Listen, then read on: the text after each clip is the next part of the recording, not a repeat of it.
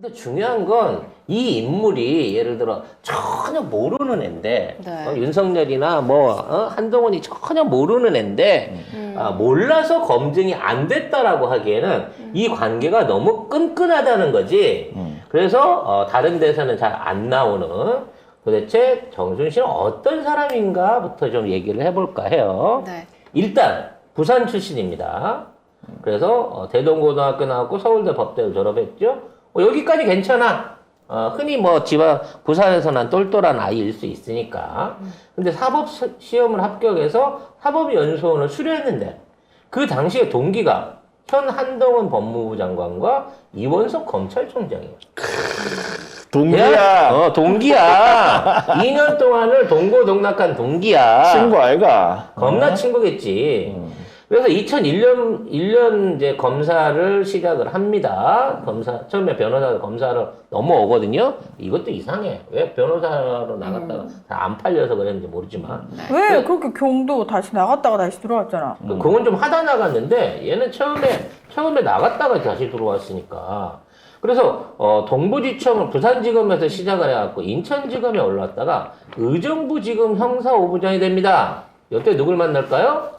의정부지검이면 경이지. 경을 만나게 되는 거죠. 그래서 얘가 그 당시에 경과 함께 했던 게 뭐다? 삼부토건 토지 이 불법 그 임대와 수익에 관한 부분 안에서 무혐의를 때려주는 데 역할을 한다. 그래서 그러면 얘도 줄일 알아요? 알 수밖에 없다라는 추론을 좀 앞으로 좀 찾아볼게요. 그 이후에 줄리하고 친했어요? 바로 중앙지검으로 영전을 하죠. 그래서 르네상스 멤버에 합류를 하게 됩니다. 자, 요때 결혼을 하는데 결혼한 장인이 네. 대단한 사람이죠. 누구냐면 국회의원. 조진형. 14, 15, 18대 저 국진 국회의원 조진형이라는 사람입니다. 새누리당 의원이었죠. 그럼 이제 조진영이 뭐 하는 사람이냐라고 물어보면 쉽게 말해 부여 출신의 돼지농장 사장님이에요.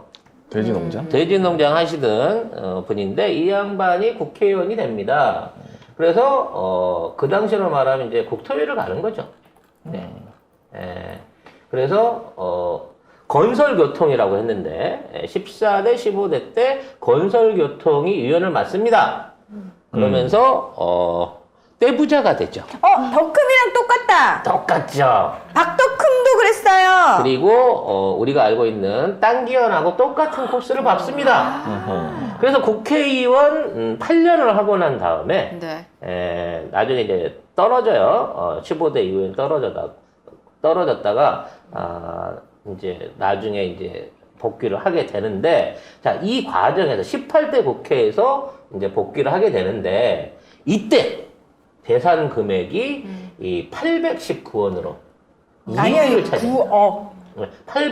9억. 9억 원으로. 그러니까 돼지 농장 하시던 분 치고는 재산이 너무 많이 늘어버린 거야. 국회의원 국토위 간사위원 하면서. 그럼 뻔히 생각나지 않아요? 돼지 농장 주변으로 뭔가가 지나갔겠지. 그랬겠죠. 뭔가가 지나가게 되면서 혹시 아니, 그게 뭐- KTX는 아니겠죠? 공식이야 여기? 뭐 도로가 지나갔을지 무슨- 뭐가 들었지 아니면 네. 신도시가 개발될지도 에이, 모릅니다만 그런 건 아니겠죠. 아니겠지? 설마? 그게 아니면 1위가 정몽준이었어. 그러니까 정몽준은 덜 외로 빼고 3위가 동일고무벨트 사장이었다고. 대대로 집안 재벌이거든요. 네. 오 잠깐만. 1위가 그때 18대 국회 1위가 정몽준이고 그래. 2위가 이 조진영 이 조진영이야. 사람이고 3위가 김세연이에요. 그래. 와 그러니까 재벌들 사이에 돼지농장 사장님이 껴있었던 거야. 대박이네 이 사람. 그래 그 당시에 이 사람이 재산 그러면 8천억이네. 800억이 아니고. 그러니까 중요한 거야. 이때 800억 재산 신고한 금액 가운데 550억 이상이 다 채권이었어. 땅은 없었을까? 농장주인데? 내가 보기엔 부동산으로 인한 부분 아마 누락시켰을 가능성이 크다고 생각합니다. 그래서 아무튼 이 사람이 어마어마한 부자가 됩니다. 그래서 뭐가 될까요?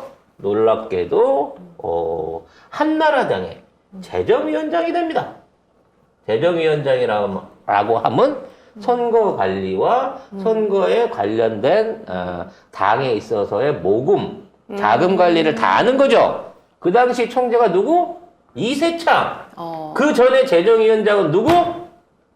조남욱이었던 거죠. 이회창. 이회창이지. 이회창 총재 밑에서 재정위원을 했고 그 직전에 재정위원장이 누구다? 조남욱이다. 근데 이 사람이 예산 출신이다.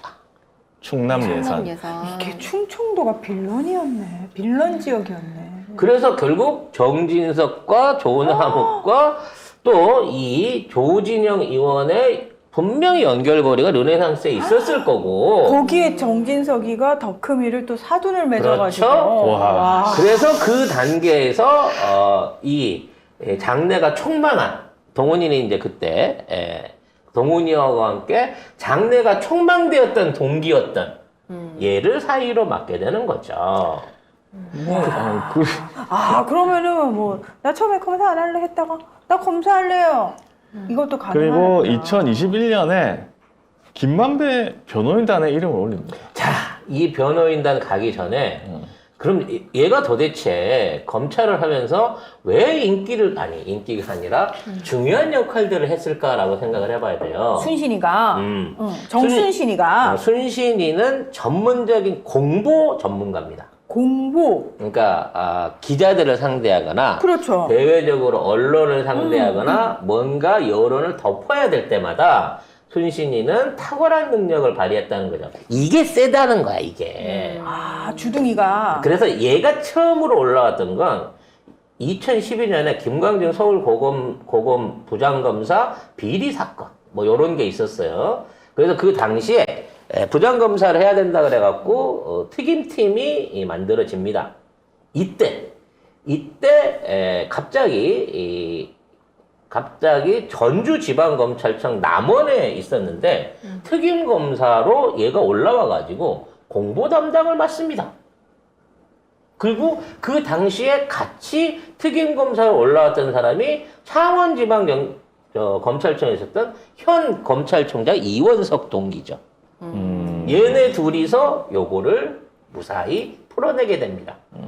네. 그러고 난 다음에 무혐의를 받아서 이게 유야무야 된 다음에 돈봉투 술자리 사건이 생기죠. 그러니까 고생했어 라고 하면서 술자리에서 봉투 나눠준 사건이 생기는데 얘가 이걸 그렇게 잘해요. 그리고 난 다음에 그러니까 2012년부터 얘가 전면에 올라온 겁니다. 2012년 뭐 하는 연도인지 기억나시죠?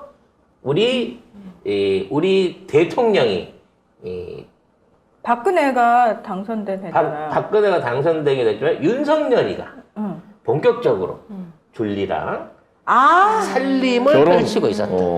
그 다음 연도입니다.